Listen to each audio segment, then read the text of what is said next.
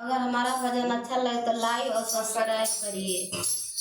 फुलवरिया में तोता बोले नमः शिवाय, फुलवरिया में तोता बोले नमः शिवाय, फुलवरिया में तोता बोले।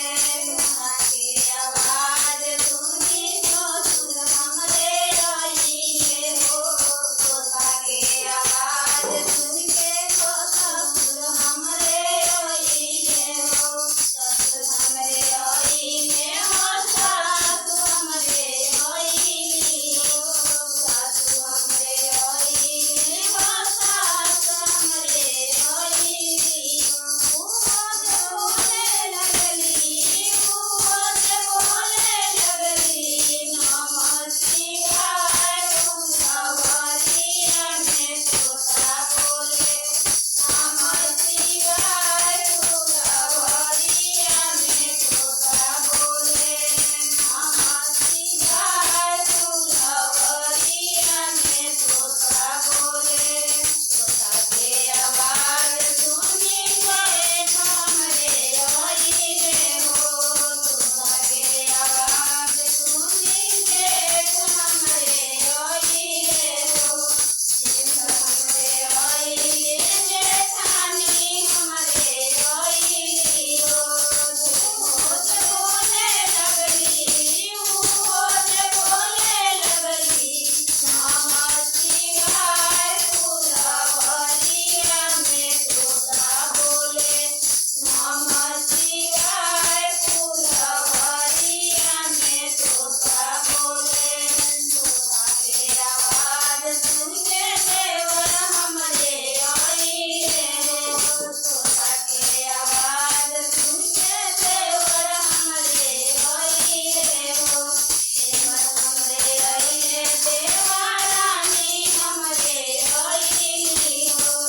भोज बोले लगली, भोज बोले लगली नमः शिवाय, फुलवरिया में तोता बोले नमः शिवाय, फुलवरिया में तोता बोले।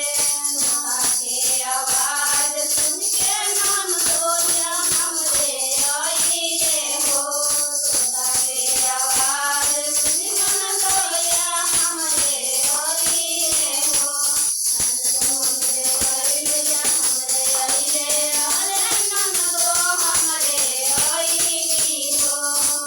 भोज बोले लगली, भोज बोले लगली नमः शिवाय, फुलवरिया में तोता बोले नमः शिवाय, फुलवरिया में तोता बोले नमः शिवाय, फुलवरिया में तोता बोले। तोता के आवाज सुनी बेटा हमरे आइए हो, तोता के आवाज सुनी बेटा हमरे आइए हो, बेटा हमरे आइए हो, बहुअरी हमरे आइए हो, बेटा हमरे आइए हो, बहुअरी हमरे आइए हो। भोज बोले लगली, भोज बोले लगली नमः शिवाय, फुलवरिया में तोता बोले नमः शिवाय, फुलवरिया में तोता बोले नमः शिवाय, फुलवरिया में तोता बोले। हर हर महादेव। जय।